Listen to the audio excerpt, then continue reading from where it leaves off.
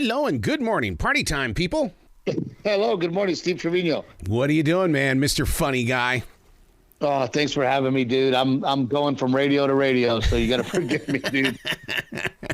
No, I totally get it, man. It's about connection, and that's what I love about people who are on that stage every night. You are the voice of those that are in that audience, and you speak a street that really, I mean, if we can't relate with you, how are we ever going to laugh? It doesn't just happen naturally. You're tapped into us first, dude. Well, that's what I love about, when I called in and I saw that this is unplugged and totally uncut.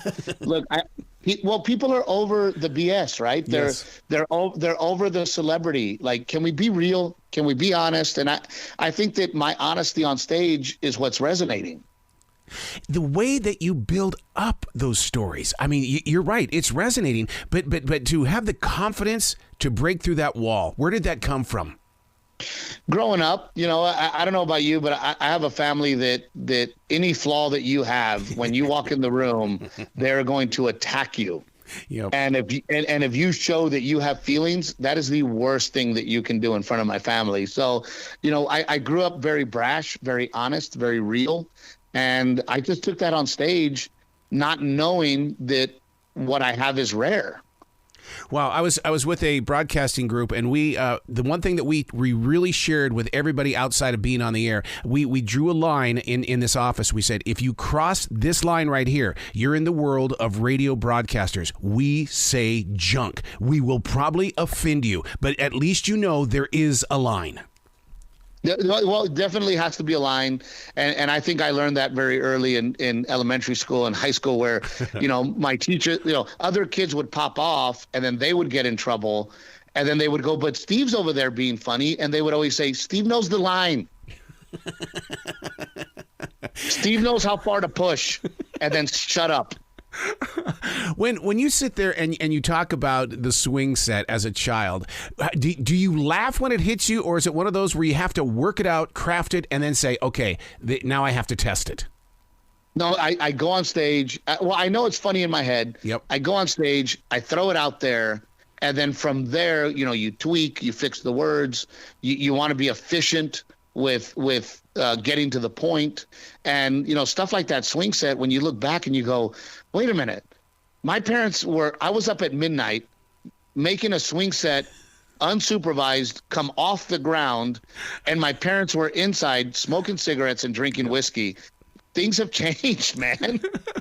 Well, not only were we trying to get that thing to rock over, we were trying to jump over the fence. We wanted to swing so high that we were going to be like Evel Knievel flying through the air. Oh, yeah, and you'd kick your shoe off how far you could kick it, and then, then your little cousin would come running up, and then you'd kick your cousin because you were already swinging. I mean, it was, I would say, back in the day, what happened? Like, how did we go from that to wear a helmet, wear knee pads, so that you can ride a bike with training wheels? What happened? The show we're talking about is I Speak Wife. Where are people going to be able to find this immediately? Because they need this right now, because we're in a time of change and we're also in a time of celebration. So we're on the corner of walk and don't walk. It's very simple. Go to YouTube, Steve Trevino, watch the special for free, have a great laugh with your family. It is family. It is marriage. It is the way we grew up. It is, it's just, I always say it's a TED Talk meets a comedy show, meets a cry for help. How does your heart feel when word comes across? Because one of the things that I'm just as addicted to it as anybody else, when the analytics come in and you've got 223 million views, is it one of those things where you go, okay, I'll be happy when I hit 300 million? It is mind-blowing, man. And we put a video up 10 days ago on TikTok. It's at 11 million. And those numbers are just hard to understand. And I was at Home Depot the other day, and the woman behind me goes, "Can you talk again?" I go, "Excuse me?" She goes, "Can you say something to me?" I go, "What do you want me to say?" She goes, "Oh my God, it's you." Yep. She recognized my voice before she recognized me. That's how freaking crazy it is.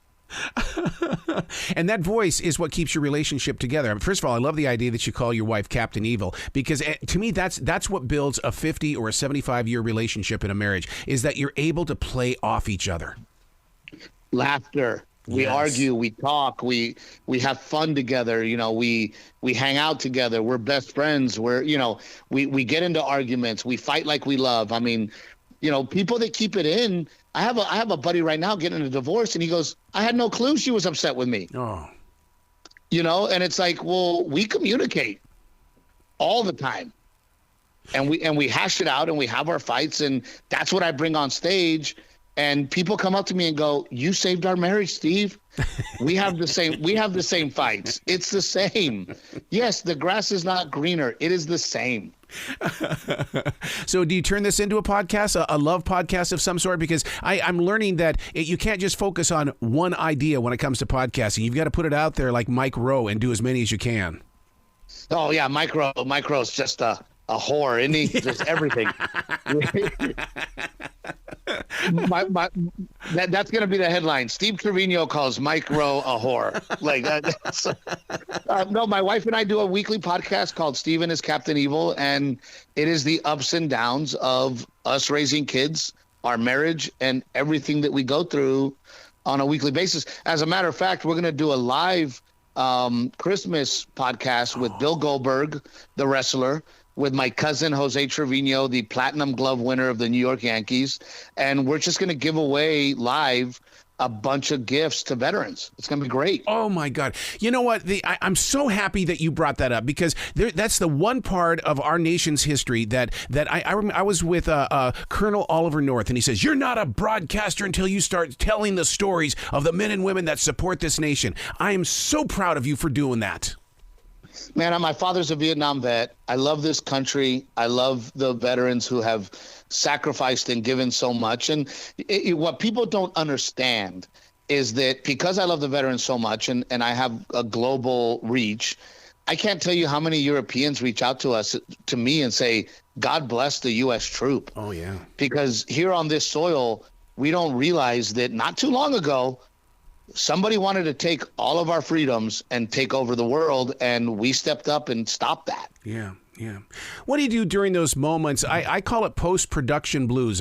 Most creative people go through it. It's like you're on that natural adrenaline high, but then you have to make that transition in life. How do you make your transition? Man, you just keep going, right? Yeah. And we put a special out, and then all of a sudden I have that transition in life again where I go, oh my gosh, I have to come up with an hour of new stories. I don't know if I have it. And then all of a sudden you live life and go, I think I got it. Do you ever run into those moments where you've got it? I don't want to call him a heckler, but someone says, "Hey, tell the one that you did on I Speak Wife," or do you? It's like, go watch the special. Every single show, man, and it's tough because there's a fine line between I've already seen that material and why didn't you do that material? Because a lot of people watch my stuff and they like a joke or a story. Then they tell their friend, "Ooh, I want you to see this story." They come see it live. I don't do the story. And then, like you said, "Hey, what happened to the French fry story?" And I'm like, well, we've moved on. Life has changed. Are you a stream thinker in the way that you allow the universe to just move right through you and you just happen to be taking notes? That's it, man. And I'm dyslexic, so I don't write anything down, and wow. And I don't record anything. I just remember it, and I go on stage every day and I tell the story, and I try to be really accurate with the argument or fight that me and my wife got into, so that it even feels real. Yeah. Like you feel like you're in the room, and that's what to me is important. My wife and I got in an argument where we literally started laughing because we knew it was going on stage. and the argument was, I always get so frustrated when she doesn't stop asking questions, right? And all I wanted to do was buy 2 cabanas. And I said, "Can you buy 2 cabanas?" And she goes, "Well, why do we need 2 cabanas?" "Because I'm asking, can you buy 2 cabanas?" "Well, I don't want to pay for 2 cabanas." "Well, we're not going to pay for 2 cabanas. Jake's paying for one. I'm paying for the other one. Can you book 2 cabanas?" "Well, how many people are we going to have in the cabana? Because one cabana holds 10 people. Are you sure?" And then I end up losing my mind. And then so I just take that on stage, and then everybody in the audience goes, "Oh my God, I live that." Oh yeah. While you were saying it, I'm sitting there going, that's when I look at my wife. I say, "Will you please come on my team? I need you on my team sometime. Don't always take me on." But it's every time. And I tell her on stage, I say, "Hey, when my wife asks me to do something for her, I just do it." And the funny part is all the women in the audience go, "That's right." Woo! do. And I go, you say that's how it should be. However, when I ask you to do something for me, oh my God, there's questions. How are you able, inside your creative mind, because, you know, we all have those creative egos as well, you're able to put this up on YouTube free? I mean, because we went through that age where Metallica went after Napster and stuff like that. I mean, you've got a brilliant heart to be able to do this, Steve.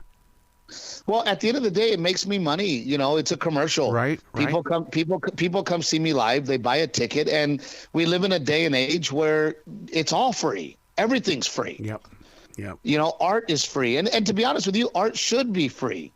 And the fact that, you know, I'm glad you brought up the Metallica thing. You know, people take my voice and then they dub it on their TikTok, and then people like their TikTok and they gain more followers. They're literally making money off of my talent. Yep. But I don't want to be the old guy that goes, hey, you can't do that. You know, Metallica looks so out of touch when they did that, and I don't want to be that guy. Share my stuff. Yeah. Use my stuff, because at the end of the day, I sell more tickets and I make more money, and I'm very blessed to do what I do. So if you can't afford to buy a ticket, at least you can watch it for free. I don't care. Yeah. See, I feel the same way, because when it comes to conversations and stuff like that, just steal it. I don't care. Just steal it. Do a soundbite, whatever. The thing is that they weren't in the moment of now, like we are here. Right. Yeah. And that's the thing I always, when I walk on stage, I'm like, put your phone away. Put it in your pocket. You know, I understand that you have kids and you probably have babysitters. So if you need to check your phone, man, check it and come back to real life. I love it. Where can people go to find out more about you? We know about YouTube and things like that, but to buy tickets, because you seem to be the type of guy, I better get them months in advance, dude. Yeah, it is blowing my mind, man. We are selling out theaters months in advance. Yep. and we're adding shows and then selling those shows out. So it again, my life is amazing because people steal my stuff. I'm all about it. So SteveTrevino.com has everything Steve Trevino. Sit down with your wife, watch I Speak Wife, and if it's not the funniest special you've ever seen, don't ever see me again. I'm good with that. Please come back to this show anytime in the future. The door is always going to be open for you. Man, I can't thank you enough, and I appreciate your candidness, and I appreciate you not setting me up for jokes and us having just a real conversation. Well, when you come to Charlotte, let's get together and do some Southern barbecue, okay? Man, I'd love it, buddy. Have you been to the Comedy Zone at all? I have been to the Comedy Zone there, and we're doing a theater in Charlotte in 23, and we love the Carolinas, and so do the New Yorkers, and I'm sorry for that. God dang. Go call somebody else. You have a great day, okay? Thanks, man. Later.